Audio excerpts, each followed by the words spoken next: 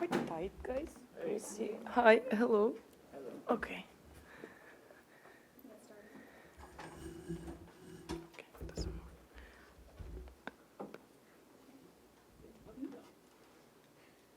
Questions about the vlog.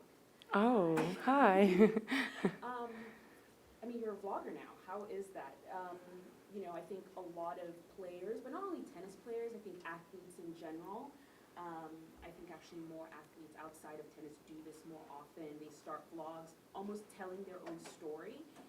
How have you enjoyed starting a vlog, and do you enjoy sort of the story coming from yourself? Well, it's actually so much fun filming. Of course, we have like people who help us with that. The how do you say it? Oh my God! Like just Like a production team? production team. That what I was about to say.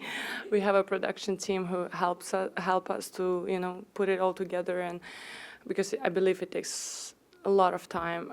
But I like to share myself. I like to show myself, and who's gonna tell your story better than you? And yeah, I love to just throw it out there and see how people reflect on my story. But I was super nervous before like posting the first video. I was like, will people be into that stuff? Like if people are actually watching vlogs, or like how is the live there on YouTube? Because I never done something like that. So, but it's fun experience, and so far I believe people love it. The only thing is that probably the vlogs are too short. But yeah, probably in the future we're gonna extend it a little bit longer. But I love it. I love sharing myself. I love, yeah, just throw myself out there and make sure that next time when people go on court supporting me, they know that, okay, she's crazy right now. She's like focused. She's like yelling, screaming. But we know the other side of Aryna. So, like I just want to feel a bit more connected with people. And so far it's going well. And I hope it also gonna motivate people and shows like the real life of an athlete, and that we're all humans, and we're all the same. We just have to put the right work in and have fun with it. So I really hope it's helping and motivating someone, and also helps me to show myself a little bit better. If I could just follow up on that. I mean, Yeah. obviously you have a good amount of experience recording things from your life for TikTok. I'm just Yeah. curious, now doing it for this version, do you find yourself looking for different things, asking different questions, or maybe try to capture different moments perhaps than you usually do on TikTok? Well, I just wanted to share like the fun life, like the fun side of being an athlete, and I felt like it's impossible to put in one minute video on Instagram, like the real life, the behind the scenes, and what we are actually dealing with, like during the tournament, before the tournament, and how is life going, like actually. And because sometimes people see I'm posting like some fashion stuff and they think, okay, she's not working, she doesn't do anything.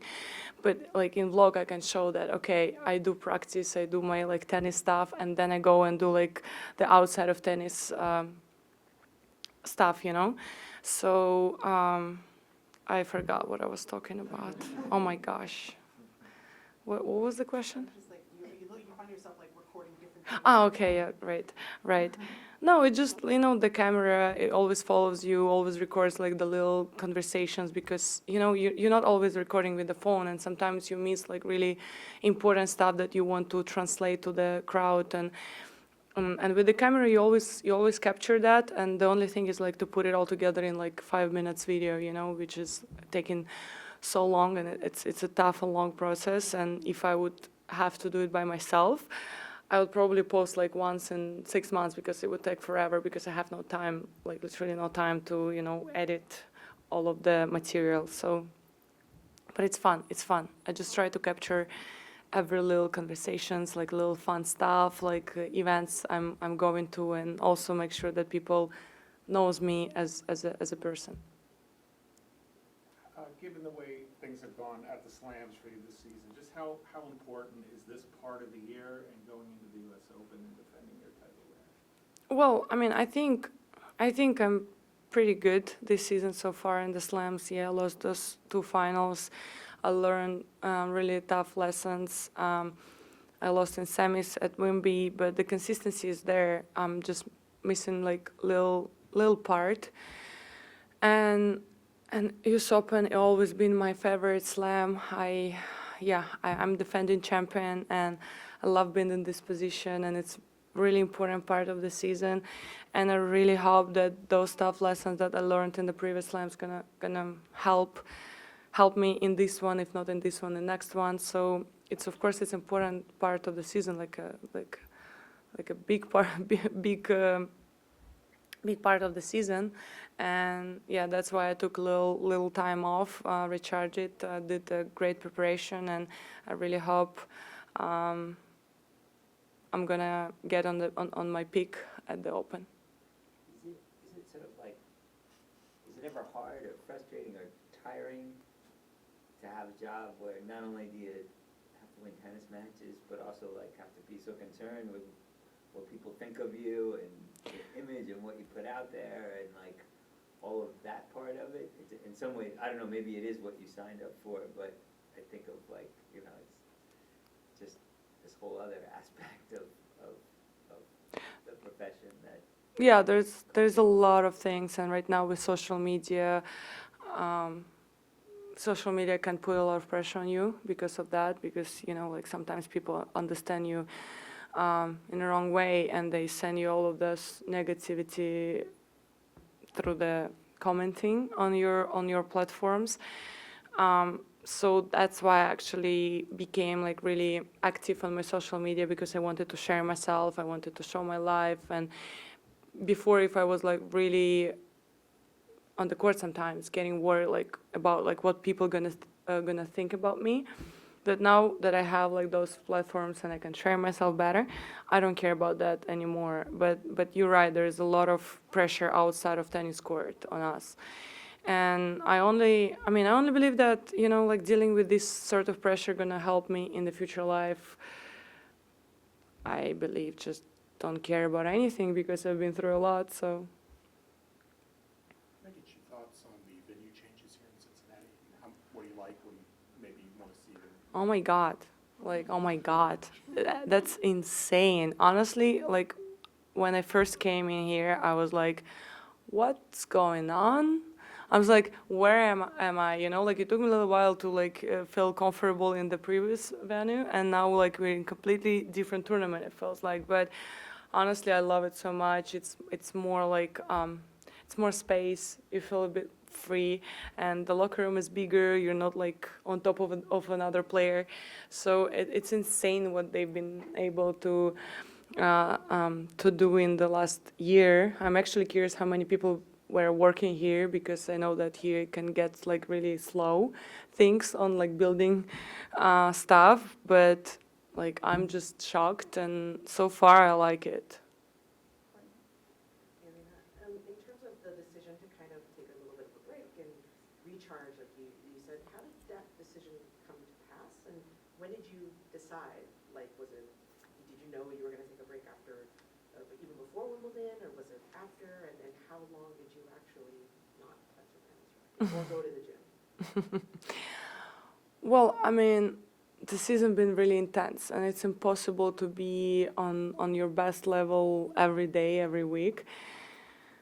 And I felt like, okay, I was getting really exhausted, even like at Paris. Of course, I was excited, I was motivated, nothing about that. But I felt like, okay, I'm getting really exhausted. And then I came to Wimbledon, because it was like really short break, and I was like, okay, it was like really getting worse and worse.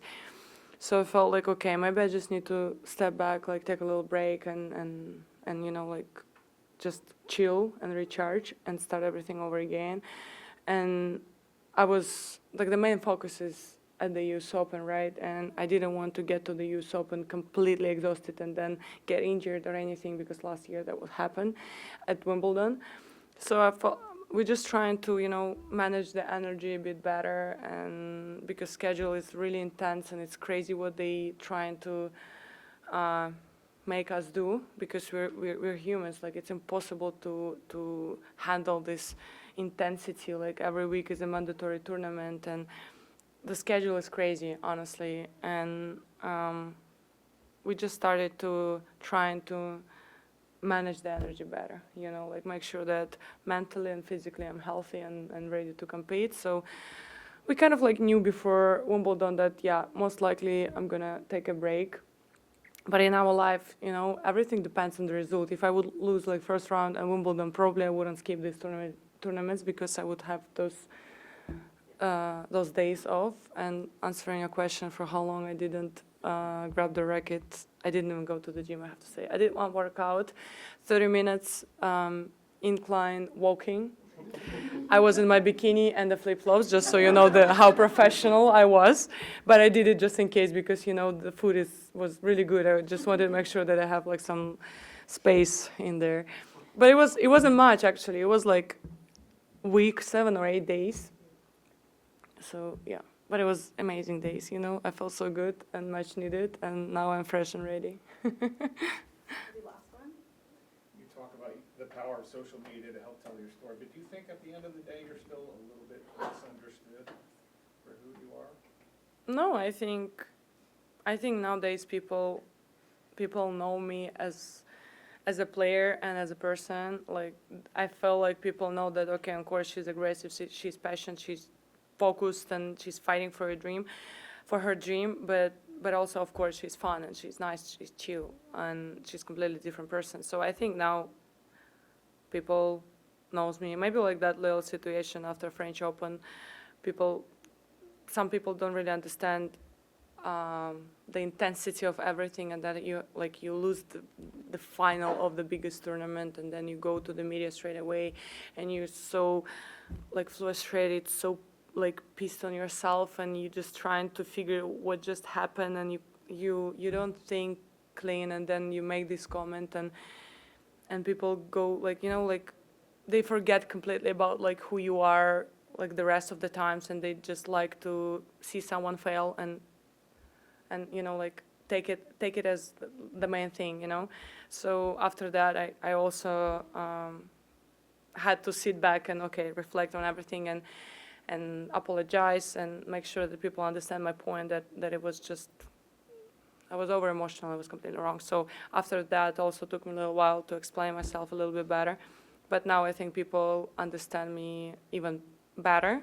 And also it was a tough lesson, but it helped me a lot in so many different ways. And right now I don't feel like people still misunderstand me. I feel like now they know me even better. Thanks, everyone. Sorry, Oh, sorry. See you. Who does the driving?